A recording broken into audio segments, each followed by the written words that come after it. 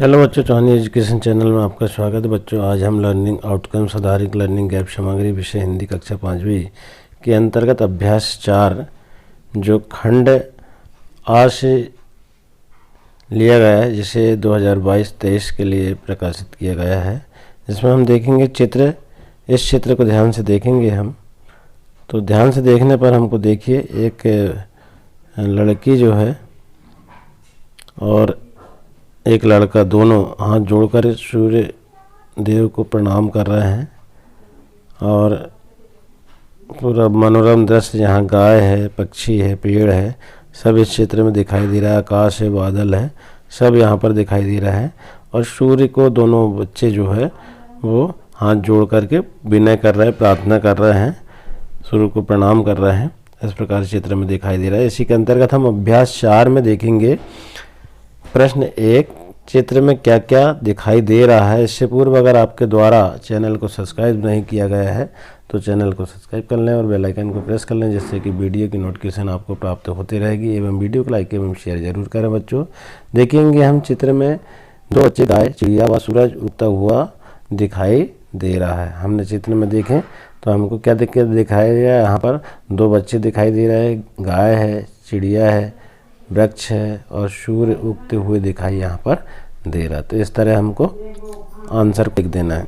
इसके बाद प्रश्न 2 है, चित्र में बच्चे क्या कर रहे हैं। तो हम चित्र को देखेंगे, क्या कर रहे हैं बच्चे। यहाँ पर प्रार्थना कर रहे हैं, दोनों हाथ जोड़ करके दोनों बच्चों जो है प्रार्थना कर रहे हैं। और यहाँ पर हमें इनकी प्रार्थना जो है सूर्य को प्रणाम कर हाथ जोड़कर प्रार्थना कर रहे हैं। इसके बाद प्रश्न 3 है, आप जब प्रार्थना करते हैं तब कैसा महसूस करते हैं। तो जब भी हम किसी की भी प्रार्थना करते हैं, कोई भी प्रार्थना करते हैं, तो हमारे मन को बड़ी शांति मिलती है। इस प्रकार का हम महसूस करते हैं। इसके बाद प्रश्न 4 देखिए बच्चों। प्रश्न 4 है, प्रकृति हमें क्या क्या देती है। तो प्रकृति हमें बहुत कुछ देती है। प्रकृति हमें फल, फूल, सब्जियां व मनमोहक दृश्य एवं शुद्ध वातावरण के साथ साथ हमें जीवनदायिनी प्राणवायु, ऑक्सीजन देती है। तो ये इस प्रकार से हम यहाँ पर लिख देंगे। और भी ढेर सारी आप लिख सकते हैं, लेकिन जहाँ जितना पूछा गया हम उतना ही लिखें तो अच्छा रहता है। प्रश्न 5 देखें बच्चों हम, सूरज नहीं निकले तो क्या होगा। अब जब सूरज नहीं निकलेगा तो क्या होगा, आप भी अनुमान लगा सकते हैं।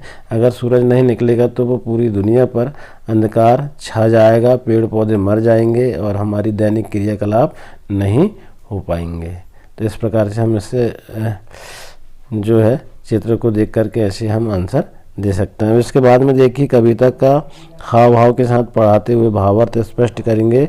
यहाँ पर हम देखेंगे कविता में प्रयुक्त चित्रों के कार्ड एवं शब्द कार्ड देखकर उनके बारे में बच्चों के विचार जानेंगे। प्रकृति से मानवीय गुणों की समझ विकसित करने हेतु परिवेश से उदाहरण देंगे। मूल्यांकन 1 में हम देखेंगे, फूलों से नित्य हंसना सीखें, भंवरों से नित्य गाना, तरु की झुकी डालियों से नित्य सीखो शीश झुकाना, सीख हवा के झोंकों से लो कोमल भाव बहाना, दूध और पानी से सीखो मिलना और मिलाना। ये कविता हमने पढ़ा। अब इस कविता के अनुसार जो प्रश्न यहाँ पर बन रहे हैं उनका आंसर हमको देना। तो प्रश्न 1 देखेंगे, कविता का भावार्थ अपने शब्दों में लिखित। कवि इस कविता के माध्यम से कहना चाहता है कि फूलों के समान हमेशा हंसना सीखो, फूलों के समान झुकना सीखो और फूलों के समान हाव भाव रखना सीखो और भंवरों के समान गुनगुनाना सीखो, वृक्षों से नमन करना सीखो एवं हवा से सीखे कोमलता भाव रखना सीखें, दूध और पानी से हमेशा मिलजुल कर रहना सीखें। इत्यादि हमको इस कविता से भाव हमको मिल रहा है। इसके बाद प्रश्न 2 है, निम्नलिखित शब्दों का वाक्य में प्रयोग करो। शब्द दिए हुए हैं, आ में कोमल, बा में हंसना और सा में झुकना। तो हम वाक्यों में प्रयोग करेंगे कोमल। तो फूलों की पंखुड़ियाँ कोमल होती है। कोमल शब्द का हमको इस पंक्तियों के बीच में उपयोग होना चाहिए, तो हम ऐसा इसको वाक्यों में प्रयोग कर देंगे। दूसरा है हंसना, फूलों से हमें हंसना सीखना चाहिए। फिर झुकना, पेड़ों की डालियों से झुकना सीखें। इस प्रकार हम वाक्यों में प्रयोग कर देंगे। इसके बाद देखिए आप, यह कदम का पेड़ अगर माँ होता यमुना तीरे, मैं भी उस पर बैठ कन्हैया बनता धीरे धीरे, ले देती यदि मुझे बांसुरी तुम 2 पैसे वाली, किसी तरह नीची हो जाती यह कदम की डाली, तुम्हें नहीं कुछ कहता पर मैं चुपके चुपके आता, उस नीची डाली से अम्मा ऊंचे पर चढ़ जाता। इस प्रकार से कविता हमने इसको पढ़ा। इसके बाद अब यहाँ पर इस कविता के बारे में जो है प्रश्न पूछा गया है। तो प्रश्न 3 है, उपयुक्त पंक्तियों के अनुसार कृष्ण कन्हैया का रूप देखने के लिए बालक क्या क्या चाह कर रहा है। तो क्या क्या चाह कर रहा है बच्चों, देखेंगे हम। कृष्ण का रूप रखने के लिए बालक कदम के पेड़ को यमुना के किनारे होने की बात कर रहा है। वह साथ में बांसुरी दिलाने के भी कह रहा है।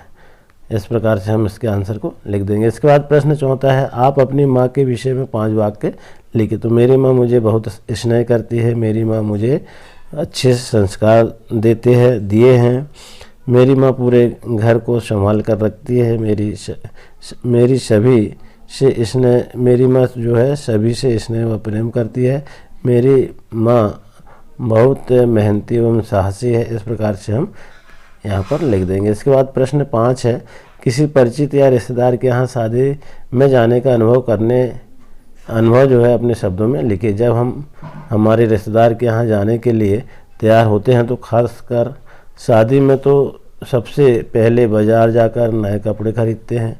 वह शादी में नए नए कपड़े पहनते हैं। वहाँ पर शादी में नाचते गाते व तरह तरह का भोजन करते हैं, नए नए मेहमानों से मेल मुलाकात करते हैं। इस प्रकार शादी का भरपूर आनंद लेते हैं। इसके बाद देखेंगे प्रश्न 6, निम्नलिखित शब्दों के बहुवचन शब्द लिखिए।